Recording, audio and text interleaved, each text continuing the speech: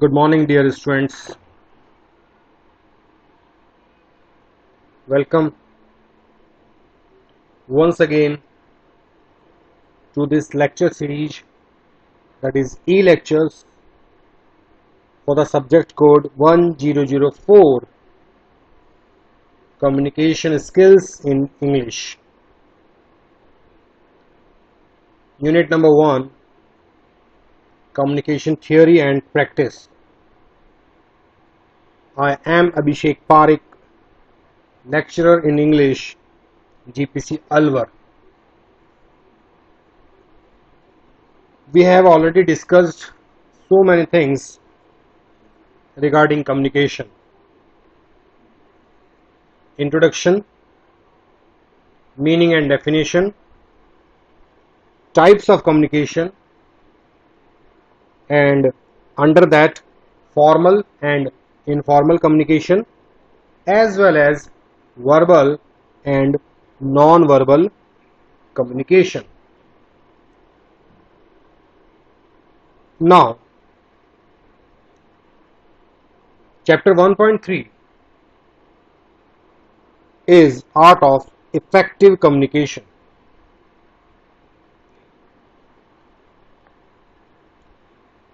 Art. Why is communication considered as an art? क्यों हम संप्रेषण को एक कला कहते हैं? क्यों ये कला की तरह एक खूबसूरत चीज है? मुझे लगता है कि हर किसी ने अपने जीवन काल में कभी ना कभी, कहीं ना कहीं किसी ऐसे व्यक्ति को जरूर सुना होगा जिनकी बोलने की कला हमें भा गई, जिनकी बोलने की कला हमसे भुलाए नहीं भूलती, जिनकी बोलने की कला को हम अपनाना चाहते हैं, जिनकी बोलने की कला को हम खुद सीखना चाहते हैं।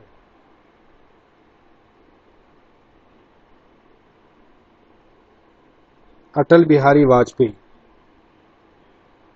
स्वर्गीय श्री अटल बिहारी वाजपेयी जी। भारत में जितने भी प्रधानमंत्री हुए हैं, सबसे अच्छा भाषण सुनना जिनका लगता है वो है श्री अटल बिहारी वाजपेयी जी। कुछ ऐसी बात है उनके भाषणों में, कुछ ऐसे जज्बात हैं उनके भाषणों में कि उन्हें नापसंद करने वाले भी उनकी बातों पर तालियां बजाने लग जाते थे।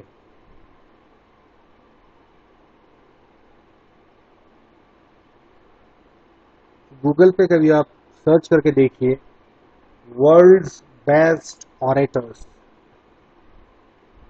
आपको बहुत सारे नाम वहां मिलेंगे। उन नामों में से जो नाम आपको सबसे अच्छा लगे,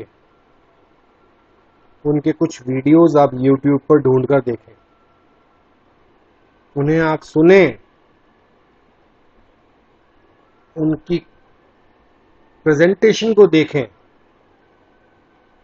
जो कुछ वो आपसे बात कर रहे हैं या जनता से जो बात कर रहे हैं, उसे वो जनता तक कैसे पहुंचा रहे हैं, उसे देखें।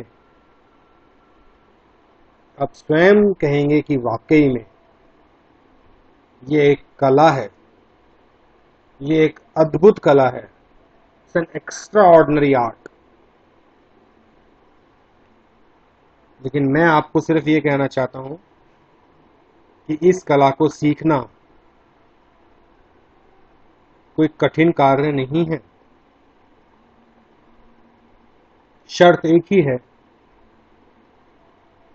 कि आप सीखना चाहते हैं। यह आवाज आपके अंदर से आनी चाहिए। You want to learn, you want to make sure कि आप अपने आप को सही जज कर पा रहे हैं और आप इसको सीखने के लिए आतुर हैं। इसलिए इसको हम आर्ट ऑफ इफेक्टिव कम्युनिकेशन के नाम से चैप्टर को यहाँ पर बताया गया है। और इसमें क्या क्या आएगा उसे आप आगे देखिए। इसके अंदर भी जो टॉपिक नंबर 1.3.1 है वो है चूजिंग वर्ड्स, सही शब्दों का चुनाव। बहुत इंपॉर्टेंट चीज है ये। The art of communication is the language of leadership.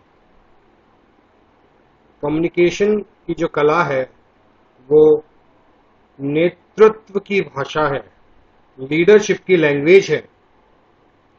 Excelling in communication is one of the top consistently rated traits of distinguished leaders. Communication में एक्सेल करना, कम्युनिकेशन स्किल्स में अच्छा होना अच्छे लीडर्स की सबसे बड़ी निशानी होती है।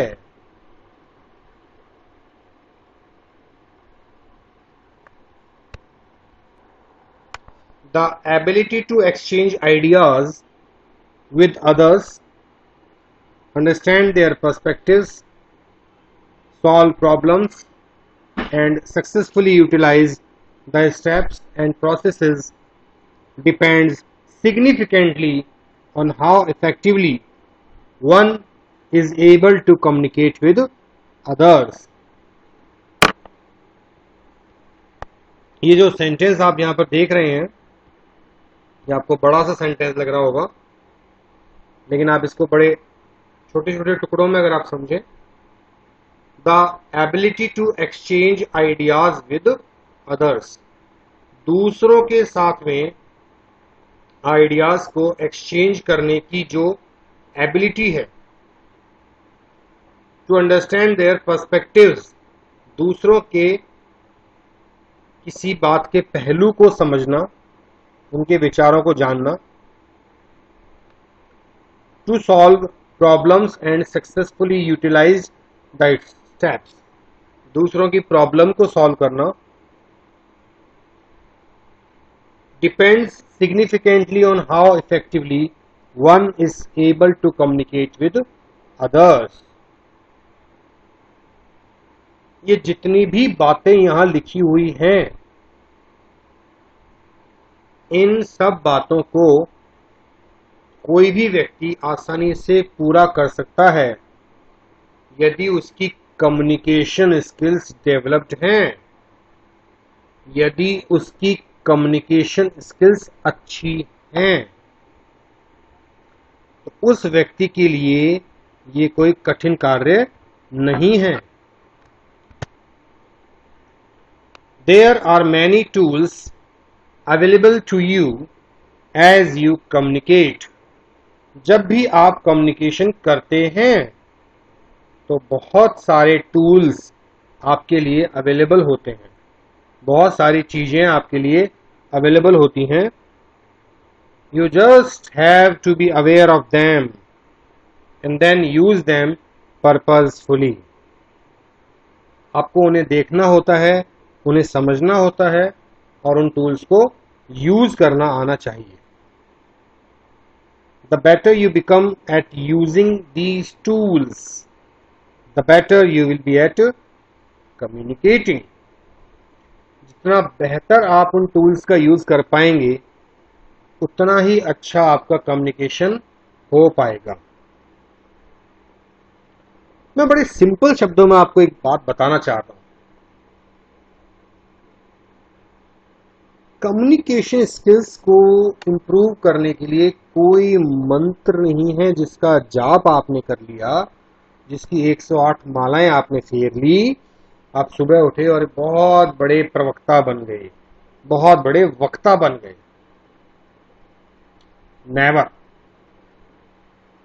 ये एक रात में आ ही नहीं सकता। इसके इतने डायमेंशंस हैं, इसके इतने पहलू हैं कि आप किस किस को देखेंगे। ठीक है, आपने अच्छी इंग्लिश लिखनी सीख ली, आपने ग्रामर के ऊपर अपना कंट्रोल कर लिया, आपकी ग्रामर की मिस्टेक्स नहीं होती, आपकी स्पेलिंग मिस्टेक्स नहीं होती, लेकिन बोलते टाइम आपका प्रोनाउंसिएशन रॉन्ग है,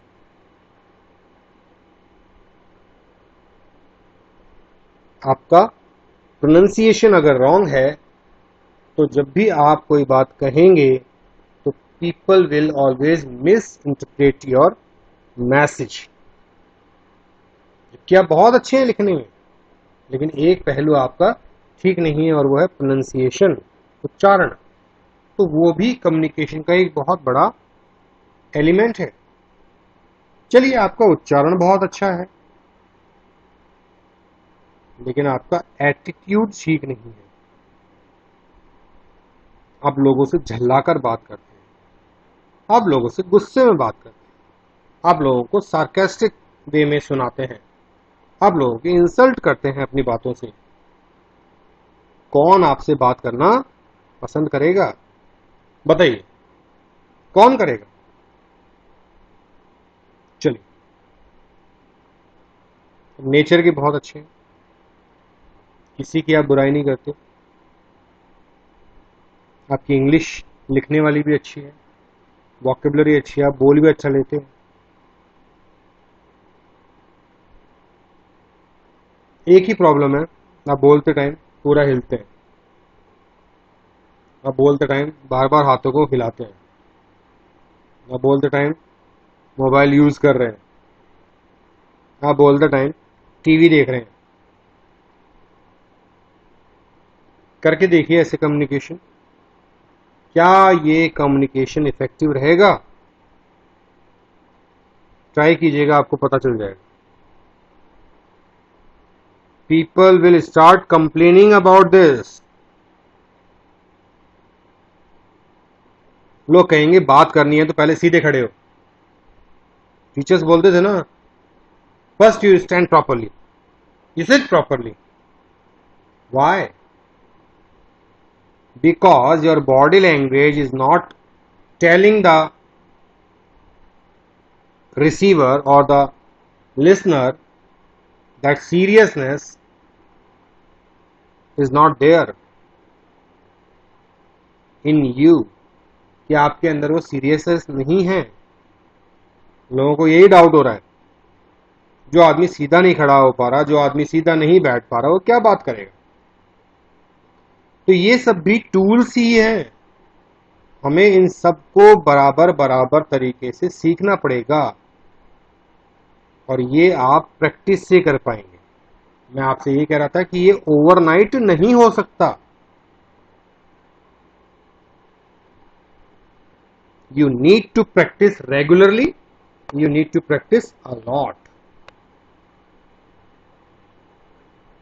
बहुत अच्छा टॉपिक है अगला, प्रॉपर वे में ये सिलेबस में नहीं डाला गया है, लेकिन फिर भी हम इसे बिना पढ़े कम्युनिकेशन को नहीं समझ सकते। टॉपिक है 7 C's ऑफ इफेक्टिव कम्युनिकेशन। प्रभावशाली संवाद के 7 C। It is said there are 7 C's that are fundamental to effective communication। कहा जाता है कि इफेक्टिव कम्युनिकेशन के लिए 7 C's का ध्यान रखना चाहिए। कुछ ऐसे C's होते हैं जिनको अगर आप फॉलो करेंगे तो आप अच्छे से कम्युनिकेट कर पाएंगे।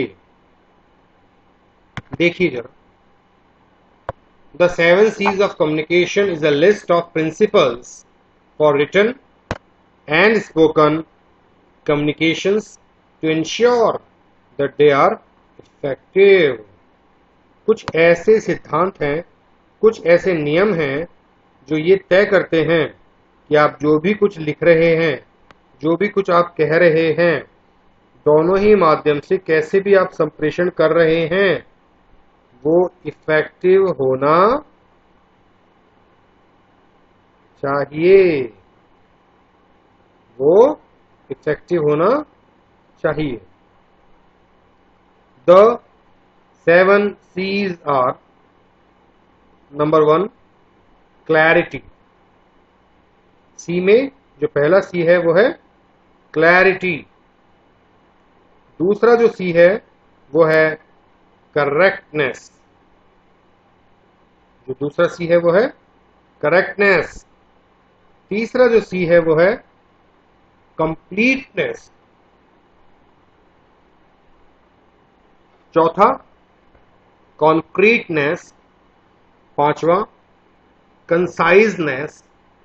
छठा consideration.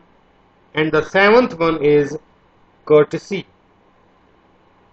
These are the 7 important C's of communication: clarity, correctness, completeness, concreteness, conciseness, consideration and courtesy.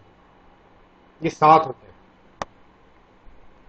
अब इन्हें हम एक एक करके समझेंगे, इनकी इंपॉर्टेंस को जानेंगे और इन्हें सीखने का प्रयास भी करेंगे। लेकिन इससे पहले मैं आपको बता दूं, कई जगह पर 4 और सी देखने को मिलते हैं, क्योंकि जब भी 7 C's के बारे में आप जब ढूंढते हैं नेट के ऊपर, तो कहीं आपको कुछ लिखा मिलता है, कहीं आपको कुछ लिखा मिलता है। तो कुल मिलाकर जब आप देखते हैं तो 7 नहीं बल्कि 11 या उससे भी ज्यादा सी अलग अलग वेबसाइट्स पर अलग अलग बुक्स में दिया हुआ है। तो ज्यादातर जगह पर मुझे वो 7 नजर आए हैं, उन 7 को मैंने आपको अलग से दे दिया है। लेकिन कुछ 4 और हैं जो कि कुछ वेबसाइट्स में, कुछ अच्छे आर्टिकल्स में अच्छे स्कॉलर्स ने लिखा है। तो उन 4 में क्या है देखिए। In addition to the 7 C's, 4 more C's can be added just to make the effective communication more effective. 4 और C जोड़े जा सकते हैं आपके कम्युनिकेशन स्किल्स को और अच्छा सपोर्ट देने के लिए। The 7 C's support a specific approach to communication. ये जो 7 C's हैं, ये एक कम्युनिकेशन को और भी अच्छा सपोर्ट देते हैं। उसमें ये 4 अगर और जुड़ जाएं तो आप सोच के देखिए 11 का कितना मेजर कंट्रीब्यूशन रहेगा। तो हम इसको कर देते हैं यहां पर 11। ये टोटल मिलाकर 7 और 4 11 अगर यहां पर हो गए हैं, तो these 11 C's support a specific approach to communication. हर एक का अपना अपना एक मैसेज है, हर एक का अपना अपना एक वे है जिससे आप इन चीजों को समझ पाएं कि ये क्यों जरूरी होते हैं। और ये जो 4 हैं वो कौन से हैं? These additional C's are coherence, consciousness, connection and choice of words. तो ये देखिए ये 7 यहां पर हैं, ओके, और 4 आगे हैं।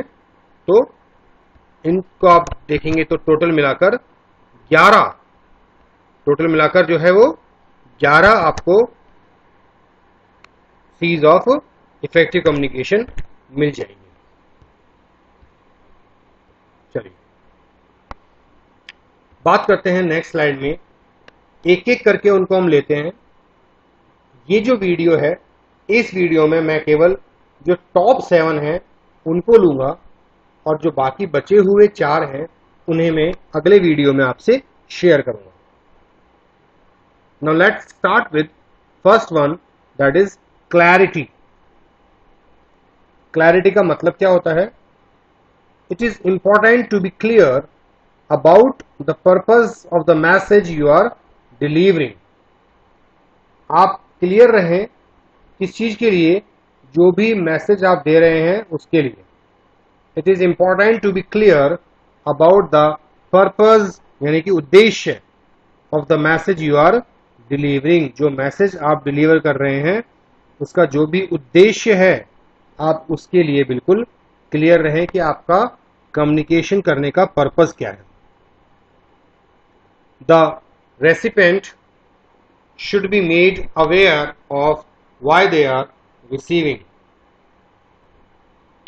जो रेसिपेंट हैं, जो बात को रिसीव कर रहे हैं, उन्हें इस बात का अंदाजा होना चाहिए कि वो कम्युनिकेशन क्यों उनके साथ किया जा रहा है, वो कम्युनिकेशन उनसे क्यों किया जा रहा है और आप उससे क्या कहना चाहते हैं।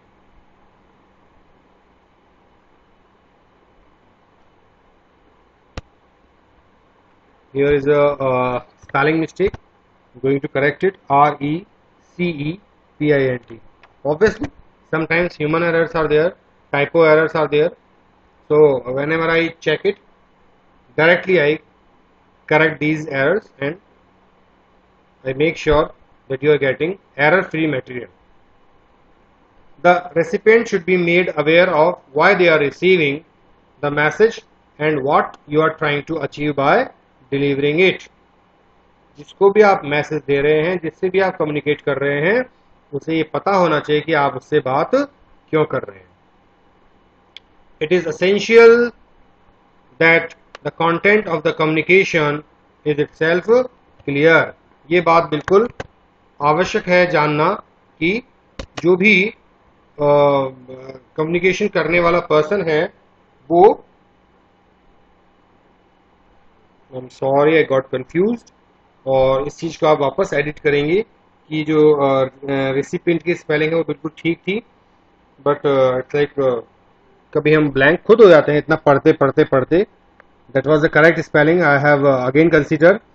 नाउ ये जो स्पेलिंग आपके सामने लिख रही है, this is correct spelling, and once again whatever I have done, but I am giving you error free material. Once again focus here. So it is essential that the content of the communication is itself clear। कि communication का जो भी content आप दे रहे हैं, जो भी आप उसके माध्यम से बात को पहुंचा रहे हैं, वो बिल्कुल स्पष्ट होना चाहिए। You should avoid jargon, use simple language, use simple structures and focus on the core points of your message। पहला काम आप क्या करेंगे, जार्गन को अवॉइड करेंगे। जार्गन का मतलब होता है ऐसे वर्ड्स जो कि बहुत कॉमन हो चुके हैं, जिनका इफेक्ट खत्म हो चुका है, जो अपना प्रभाव अब नहीं छोड़ पाते। उन्हीं कॉमन वर्ड्स को अगर आप बार बार रिपीट करेंगे तो सामने वाले को आपकी बात क्लियरली समझ में नहीं आएगी। भाषा बिल्कुल सरल होनी चाहिए, सेंटेंस मेकिंग बहुत ईजी होनी चाहिए, ताकि आपके कोर पॉइंट जो हैं, मुख्य बिंदु जो है, वो सामने वाले को समझ आ सके। Next one is correctness.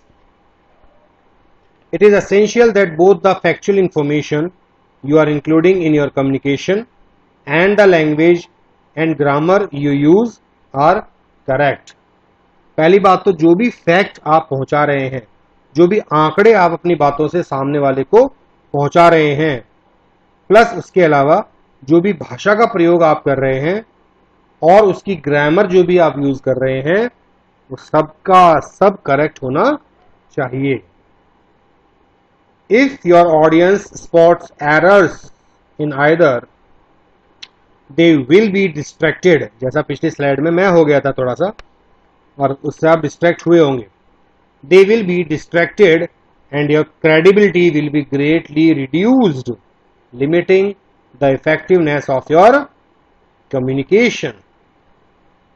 मान लीजिए आपके किए हुए में, लिखे हुए में कोई गलती है, बोले हुए में कोई गलती है, और अगर आप उसे नहीं पकड़ पा रहे और आपकी ऑडियंस ने उसे अनफॉर्चुनेटली अगर पकड़ लिया है, तो आपकी क्रेडिबिलिटी यानी आपकी योग्यता पर, आपकी विश्वसनीयता पर प्रश्न उठने लग जाता है। Therefore, be correct। If the communication is correct, it boosts up the confidence level। अगर कम्युनिकेशन करेक्ट है तो इससे कॉन्फिडेंस लेवल इंक्रीज होता है, कॉन्फिडेंस बढ़ता है। थर्ड वन इज कंप्लीटनेस, पूर्णता, संपूर्णता। The communication must be complete, it should convey all facts required by the audience. Communication जो है वो पूर्ण होना चाहिए और इसके द्वारा सभी फैक्ट्स पहुंचाए जानी चाहिए जिनकी ऑडियंस को आवश्यकता है। It should convey all facts required by the audience. The sender of the message must take into consideration the receiver's mindset and convey the message accordingly. और किसी भी मैसेज को कंप्लीट करने के लिए आपको पता होना चाहिए कि जो भी आपके रिसीवर हैं, जो भी आपके लिसनर्स हैं, जो भी आपकी ऑडियंस है, उनका माइंडसेट कैसा है, वो कितनी लंबी उस बातचीत को सुनना चाहते हैं, उसी के अकॉर्डिंग सही समय लेकर अपनी बात को सही तरीके से कंप्लीट करनी चाहिए। Complete communication helps in better decision making by the audience, readers, receivers of message as they get all desired and crucial information. Complete communication जो है वो better decision making में help करता है, क्योंकि उसमें सुनने वाले को पूरी की पूरी इंफॉर्मेशन मिल जाती है, कंप्लीट मैसेज मिल जाता है, तो डिसीजन मेकिंग आसान हो जाती है। वरना सिर्फ परसेप्शन रहता है, प्रीजुडिस रहता है, लोगों के मन में वहम रहता है। Next one is conciseness. Conciseness means wordiness, शब्दों को किस हिसाब से यूज करना है। It means communicating what you want to convey in least possible words without foregoing the other C's of communication. Conciseness का मतलब होता है wordiness यानी संक्षिप्तता, short. It means communicating what you want to convey in least possible words.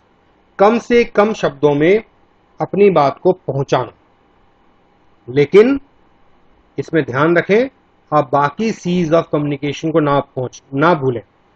ऐसा ना हो कि बात को छोटी करने के चक्कर में कंप्लीट बात नहीं पहुंच पाए। You understand?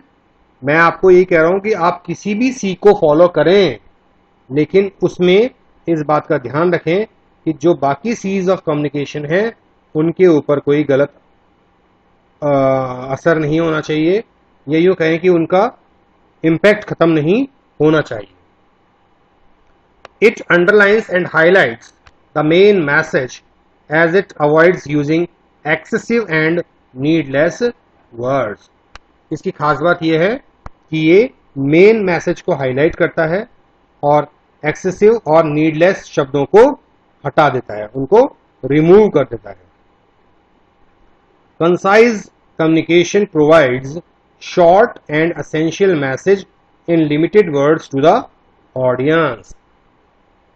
जो कंसाइज जो कम्युनिकेशन होता है वो शॉर्ट मैसेज जो है वो कम शब्दों में ऑडियंस तक पहुंचा देता है। Concise message is more appealing and comprehensible to the audience. It is non repetitive in nature. ये जो होता है इसमें हम रिपीटेशन नहीं करते चीजों का, ये अपीलिंग होता है, लोगों को लुभाता है, क्योंकि कम समय में लोगों को बात सुनने को मिल जाती है। इसको इस तरीके से कह सकते हैं कि ये गागर में सागर भरने वाली बात है। हाँ, तो उसी तरीके से इसको जो है वो यूज किया जाता है और इसकी इंपॉर्टेंस लोगों के लिए रहती है। Now next one, number 6 is consideration. Consider करना, समझना। Consideration implies stepping into the shoes of others. दूसरों की भावनाओं को समझना. Effective communication must take the audience into consideration. कोई भी आपकी ऑडियंस है, आप उसे समझें. और उन्हें कैसे समझ सकते हैं? उनके व्यू पॉइंट्स को जाने, यानी उनके नजरिए को जाने, बैकग्राउंड, अपनी ऑडियंस की पृष्ठभूमि जाने, माइंडसेट, उनका दिमागी स्तर क्या है, एजुकेशन लेवल क्या है. चलिए मैं इसका एक एग्जांपल आपको देता हूं. एज ए टीचर जब मैं क्लास में पढ़ाता हूं तो मेरी क्लास में कम से कम नहीं तो 30 बच्चे तो मिनिमम होंगे ही होंगे, 30 स्टूडेंट्स. क्या मेरा हर स्टूडेंट सुपर इंटेलिजेंट है, या क्या मेरा हर स्टूडेंट बिल्कुल डल है? नो. मेरे 10% स्टूडेंट बहुत ब्राइट होंगे, मेरे 30% स्टूडेंट थोड़े उनसे कम होंगे, मेरे 40% स्टूडेंट्स थोड़े से मीडियम होंगे, और मेरे 20% स्टूडेंट्स वहां पर भी बिल्कुल डल होंगे. तो क्या मैं एक जैसी तरीके से उनको पढ़ाता रहूं? क्या मैं बिल्कुल जीरो लेवल से हर बार पढ़ाऊं ताकि इंटेलिजेंट बच्चे इरिटेट हो जाए? या फिर क्या मैं बिल्कुल हाई लेवल से हमेशा चलता रहूं जिससे कि लोअर लेवल के बच्चे मुझसे दूरी बना लें? नहीं ना. मुझे जानना होगा कि वो क्या समझ पा रहे हैं, मुझे जानना होगा कि उनका लेवल क्या है. उसी हिसाब से मुझे कम्युनिकेशन करना होगा. Got it? Make an attempt to envisage your audience, their requirements, emotions as well as problems. अपनी ऑडियंस को समझने का प्रयास करें, उनके इमोशंस को जानें. Ensure that the self-respect of the audience is maintained and their emotions are not at harm. किसी के भी इमोशंस को कोई ठेस ना पहुंचे, ऑडियंस का सेल्फ रेस्पेक्ट बना रहे, उन्हें ये फील ना कराएं कि आप कमजोर हैं इसलिए मैं आपसे ऐसी बात कर रहा हूं. Modify your words in message to suit the audience's needs while making your message complete. Emphasize on you approach. अगर आपको थोड़ा बहुत अपनी ऑडियंस के अकॉर्डिंग अपने कम्युनिकेशन में कुछ बदलाव भी करना पड़ रहा है तो जरूर करें. यू अप्रोच का मतलब होता है कि सिर्फ आप खुद की बात ना करें, ऑडियंस का भी पूरा ध्यान रखें और उनको इंटरेस्ट देने वाली बात जरूर करें. Empathize with the audience and exhibit interest in the audience. Audience के साथ अपना कनेक्शन बनाएं. Show optimism towards your audience. कभी भी ऑडियंस के सामने नेगेटिव बात ना करें, हमेशा पॉजिटिव रहें, ऑप्टिमिस्टिक रहें. Emphasize on what is possible rather than what is impossible. इस बात पर जोर दें कि क्या हो सकता है, इस बात पर जोर ना दें कि ऐसा नहीं हो पाएगा, ये संभव नहीं है, ये इम्पॉसिबल है. ठीक है? वो पेसिमिज्म की निशानी है, निराशावाद की निशानी है. इसलिए आपकी बातों में कभी निराशावादी व्यक्तित्व की झलक नहीं दिखनी चाहिए. courtesy. Next important one is courtesy. आप कितने कृतज्ञ हैं, आप कितने डाउन टू अर्थ हैं, आप कितने पोलाइट हैं. Courtesy in message implies the message should show the sender's expression as well as should respect the receiver. सामने वाले की रेस्पेक्ट करें, सामने वाले को अपने प्रॉपर एक्सप्रेशंस पहुंचाएं. The sender of the message should be sincerely polite, judicious, reflective and enthusiastic.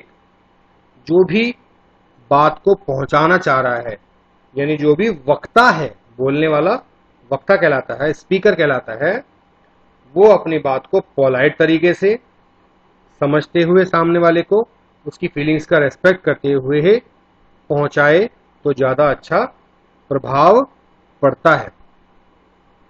Courtesy implies taking into consideration both viewpoints as well as feelings of the receiver। जैसा मैंने पहले बताया था, अगर आप कोर्टियस होंगे, अगर आपके अंदर कर्टसी होगी, तो आप उनकी फीलिंग्स को, सामने वाले की फीलिंग्स को जरूर समझेंगे और उसी तरह से बात करेंगे जैसा उसे पसंद हो। Courteous message is positive and focused at the audience. Audience की तरफ फोकस्ड रहता है, पॉजिटिव होता है, नेगेटिविटी उसमें नहीं होती। It makes use of terms showing respect for the receiver of the message. It is not at all biased। इसमें आप एक पक्ष के होकर नहीं बोलते, इसमें आप दोनों पहलुओं को देखते हैं, अच्छाई को भी बताते हैं, बुराई को भी बताते हैं, सुखद परिणाम भी आप बताते हैं और दुष्परिणाम भी आप बताते हैं। यानी कि आप बिल्कुल जजमेंट जब करेंगे तो आप तराजू में सही तोलकर जजमेंट करेंगे और सामने वाले को बिल्कुल भी अपनी बायसनेस नहीं दिखाएंगे। ठीक है, यानी कि आप किसी का एक का पक्ष नहीं लेंगे। तो ये कर्टसी होती है। कृतज्ञता बहुत अच्छी चीज होती है, कहते हैं मनुष्य का गहना होती है ये। तो ये सारी चीजें जो सारे के सारे 7 C's हमने पढ़े हैं, उन्हें आप ध्यान से देखें, समझें। वापस चलते हैं। Courtesy, consideration, conciseness, concreteness, completeness, correctness और clarity, ये सारे हमने चीज यहाँ पर देखे हैं। इन्हें अच्छे से पढ़ेंगे, अच्छे से इनके ऊपर ध्यान देंगे। अगली स्लाइड्स में आपको बहुत अच्छी बातें और बताऊंगा मैं आपको। प्रॉपर जो चूजिंग वर्ड्स हैं, प्रॉपर कैसा कम्युनिकेशन को इम्प्रूव करना है, उसके बारे में कुछ टिप्स मैं आपको देने वाला हूँ। तब तक के लिए हमेशा की तरह अपना ध्यान रखें, खुश रहें, तंदुरुस्त रहें, मस्त रहें। Thank you.